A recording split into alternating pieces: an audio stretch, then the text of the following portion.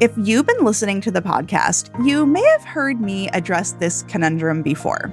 The one where I speak with my active, ambitious clients, and they want to support their training goals, but time keeps slipping away.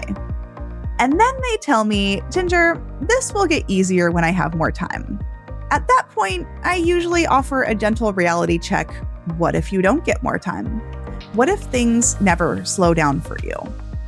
I don't want that to sound pessimistic as we start the episode, so hear me out.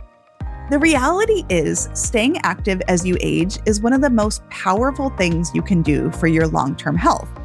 So, if you keep putting your health on hold until life calms down, you can lose a lot of the time you have right now.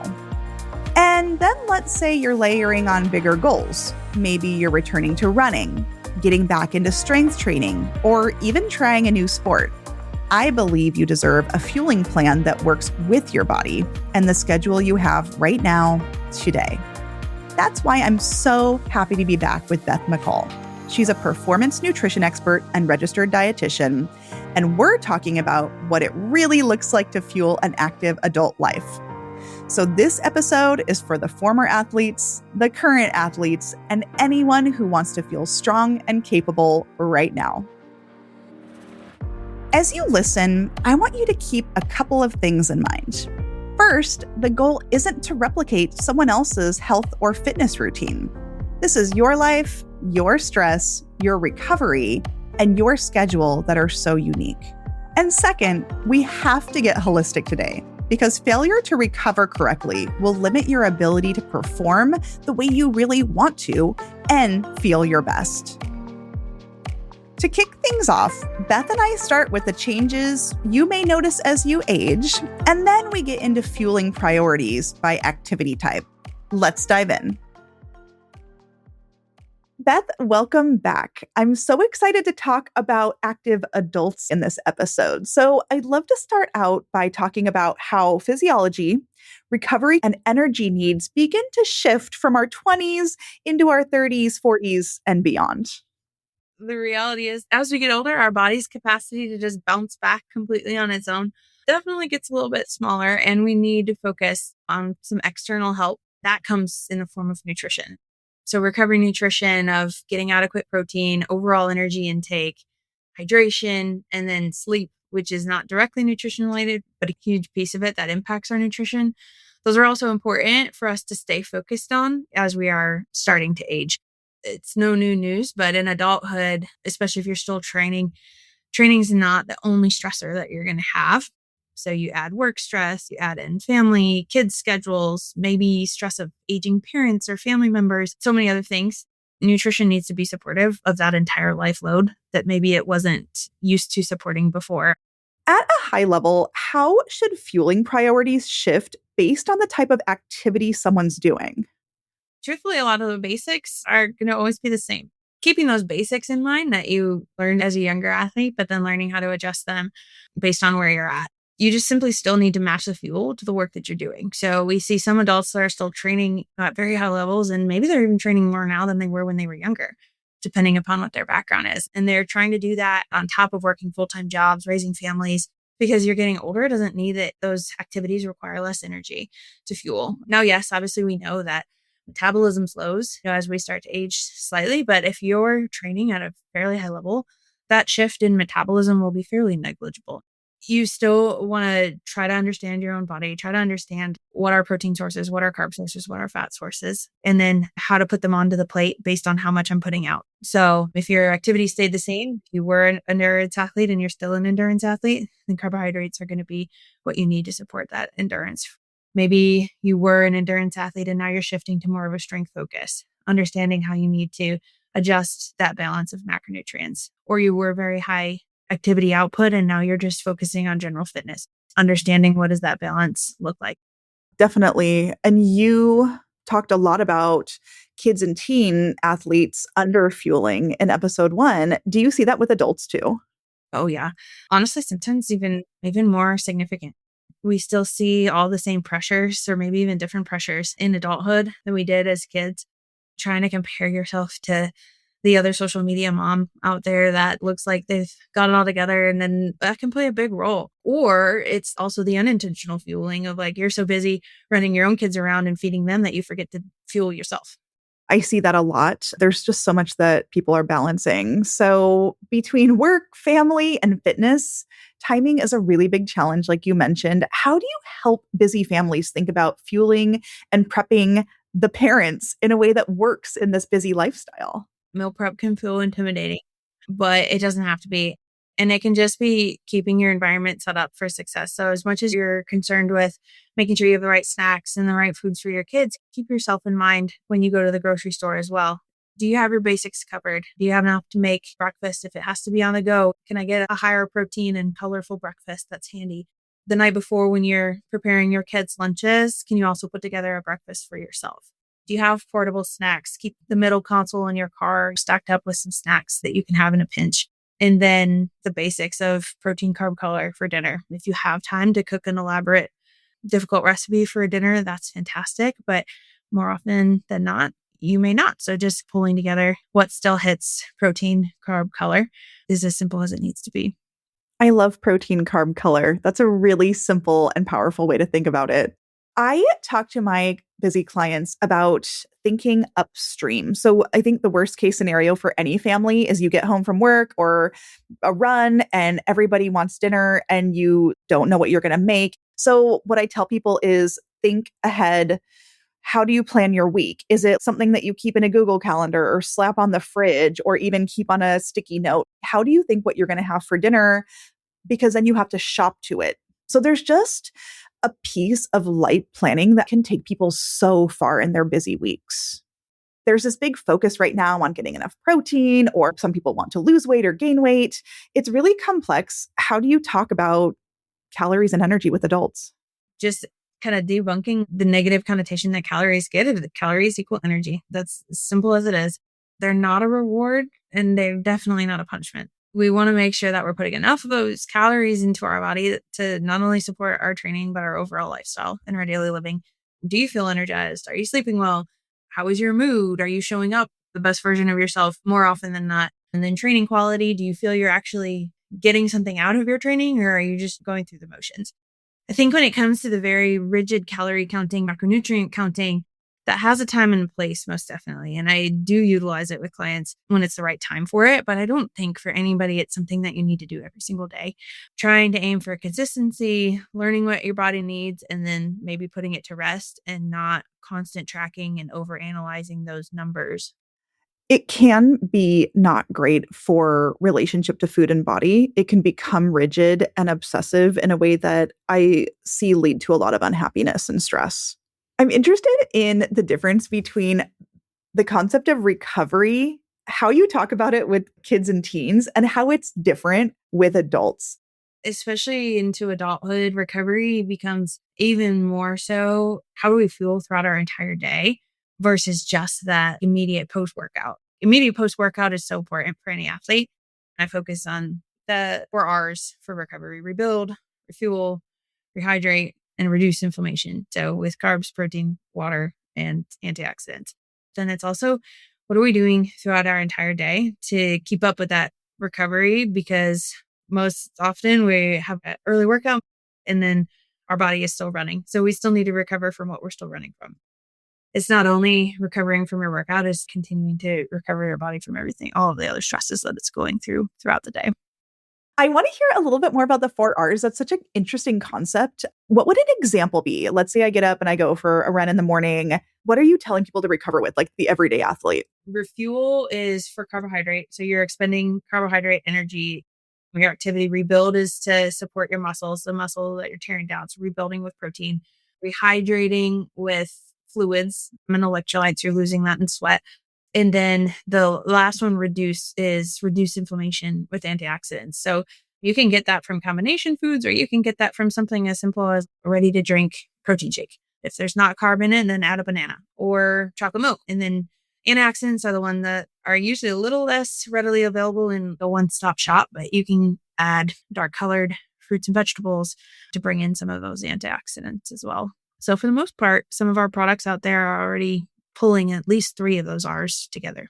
I'm thinking about myself. I'm coming off a 90-minute workout this morning. I had oatmeal with blueberries and some Orgain protein powder, but I didn't drink any water. So I feel like I got 3 of the 4. You did. Yeah. That's the one that you're missing. More often than not, we're getting more of them than we think. Thinking about it a little bit more of, do I have that ready when I'm in a pinch? Do I have something that's easy to grab so I can get it within that hour when I finish up? Since we're talking about fueling in this episode, I want to share a product that does a little more for people who do a little more. Orgain's organic protein and superfoods plant-based protein powder, packed with 21 grams of protein, 50 superfoods, and 9 grams of prebiotics and fiber to support digestion. Where other protein powders often come with a gritty texture, you won't find that here. Rated the #1 plant protein powder brand on Amazon, it has a taste and smoothness that will take your smoothies or morning oats to the next level. Learn more at Orgain.com. Beth just keeps the helpful tools coming. And I also think she gives us a good reminder to step back and keep things simple. If you're active or you set a big fitness goal, it's so easy to get into optimization mode. You start thinking, what's the perfect plan? What's the ideal way to fuel? And there's absolutely nothing wrong with wanting to be intentional, but on the days you can't execute as you would have hoped, simple frameworks can really help. Her 4 R's or that protein carb color can act as an anchor to guide you. If nutrition is creating that anxious pit in your stomach, that's your cue to zoom out and reassess. In my experience, there's another piece of this puzzle when it comes to anxiety around nutrition and performance, and that's the external noise. The signals you're getting online, the conversations happening around you. It can start to feel like everyone is training their hardest all the time. And that's also why I wanted to chat about movement and identity with Beth, because often comparison can creep in and grief can show up. So let's get Beth's take on this because it's personal for her as a former athlete. Many active adults or former athletes might be experiencing changing bodies as we age, and that can bring up a loss of identity. How do you support adult clients that struggle with this? I think for that immediate transition phase, it's really important to help athletes normalize that what they may be feeling could be a grieving period. Maybe they're missing their old training level or their old level of competitiveness because they were so wrapped up in that for so long. But then also helping them to find ways to not get stuck in that grief. I encourage athletes to find activities, whether it be related to their former sport or something totally different. Just find activities that bring you joy. Encourage them to do it, not do it alone, but do it in a like-minded community that can help bring that joy out of them in their everyday lives as well. A big adjustment period that I also see, not only as it relates to body, but is also just fitting it into their schedule. When you're in that student athlete phase, your practice is built into your schedule and nothing gets scheduled in the middle of it. You flip into work life and adulthood. Now you have to find where to fit it. That's a really hard adjustment too. So kind of helping them normalize, taking some of the pressure off it. You don't have to train 3 to 4 hours a day to remain healthy is another big area to focus on. There's really cool research coming out about very short bouts of activity, 5 minutes, doing 10 squats, like walking around the block. That counts. It counts physically and mentally. A lot of people in adulthood have a goal to be more active or to maybe return to fitness, but they can sometimes experience old habits bubbling up around food restriction or disordered behavior. How do you have that conversation with adults? Old food restriction or old habits can be something that feels familiar. Why we see it bubble back up again. Trying to be very open with them of like how to recognize old habits, providing tools to help them come back down. So if they're finding themselves making excuses for why they're skipping meals or leaving certain food groups out, or they're starting to work out excessively again, or it's consuming so much of their mind space, helping them recognize that. And then especially if somebody has had a history of disordered eating or eating disorder, I'm always going to encourage them that even if you're not performing at like a high level of your athletics any longer, still seek professional help into your adult years. That's key, and those resources are still there. I love to see the growing resources that we have that's making dietitians and therapists more accessible to individuals as well. I feel like people don't fully realize how many adults get diagnosed with eating disorders. I would agree. I definitely see it. And it's almost similar to the conversation we had about the sensitivity around how do you have that conversation? If it's a friend of yours that you see or a spouse, not necessarily approaching them directly with the food as the issue, but just check in and help point them in the right direction. It's really important to have that multidisciplinary team if you think you or someone that you love might have a disordered eating or eating disorder. A lot of my clients, I will refer out and say, hey, I think it'd be great once we decide together to get a therapist or counselor. So I need people to be in the right place for what they're going through at that time. I have so many feelings about this, and I hope that you can shed some light. People can receive external triggers. There can be BMI measurements that you're trying to live by. BMI is a height per weight ratio. There's body scans or quote unquote testing at your local gym. I'm interested in your perspective on these tools and how adults can interact with these numbers and testing. We really are seeing it pop up everywhere. And sometimes in very positive ways and ways that are surrounded by the education with it and maybe other testing. But a lot of times it's not surrounded with the right education. And more often than not, especially in a general population or a recreational athlete, and even sometimes all the way up to adult elite athletes, these tools and these numbers can be misused and not always necessary. They can be harmful. Sometimes we're seeing tools that, speaking of the local gym setting, some of these tools might have a pretty big margin for error. When it comes to any testing, I'm more or less looking at trends than hard numbers. And sometimes when we're just faced with that one-time test, it's just a hard number. And then we don't really know what that means. And we don't have anybody to explain that to us. I like to tell people to ask themselves, will getting this data, will getting this number change my plan or change my approach in a healthy way or enhance my performance for whatever activity it is that I'm participating in? If your answer is no, or even if your answer is I don't know, then I suggest holding off before you can receive professional guidance. If you do get those numbers, then taking them to somebody that can educate you around what they actually mean. I would say I don't use BMI much for my patients, though I do have one person that is trying to hit a certain BMI because they need it to be a candidate for a certain surgery that they need. So sometimes that will show up. A lot of my patients are also doing DEXA scans, and I'm pro DEXA scan, which can be a bone density scan. And I really push a lot of my clients that I think might have bone density issues to advocate for their doctors to order that for them. But I know you can also do that for body composition. On the note of BMI, I almost never calculate it for an athlete either. It can be so skewed, especially for your very muscular athletes. A lot of times it's going to show us by their BMI that they're obese, but they're most definitely not. It's so limited in what it can measure. From a body composition standpoint, I'm also pro DEXA scan. I think because you can get so much more information out of something like that.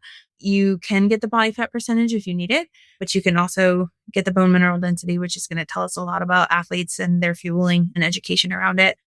BODPOD is another very popular tool that's utilized in the sport space for body composition. And I personally like to look at it over time, especially if maybe an athlete has had an injury. If we have a baseline test and then we can look to see what has happened to their lean muscle mass over time. Our goal is to try to mitigate too much lean muscle mass loss during that injury recovery period. It's not something you're just going to go and get on your own without the education around it. And I'm going to look at it from a very medical lens as well.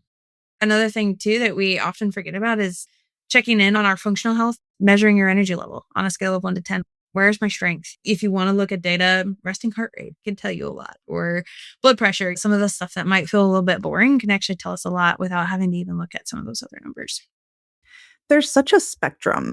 It depends on where you're at in your life. And I do think we need to consider how we personalize these recommendations and what is a win for you rather than against some external standard that might not be the right measurement. Well, to close us out on this very important topic, how do you help people redefine what enough looks like at the adult stage of life? Enough will look different for everyone, but can you train or exercise, recover, and show up in the best version of yourself for life is the way that I like to think about it. And can you keep doing what you're doing for long term? I think those are some questions that you can answer for yourself. And I know it's easier said than done with so much noise that we have and so much what we're told, but trying to come into yourself to understand, am I feeling good? Is this sustainable? Could I do this during a busy month? And is it helping me show up to be more present in my life? Are just some of the questions you can answer for yourself. What a great conversation with Beth. If there's one thread that really runs through everything we talked about today, it's this: value yourself as you are right now. It's so easy to measure yourself against a past version of you, especially if you used to train in a certain way. But adulthood is different, and your goals get to keep evolving with your life.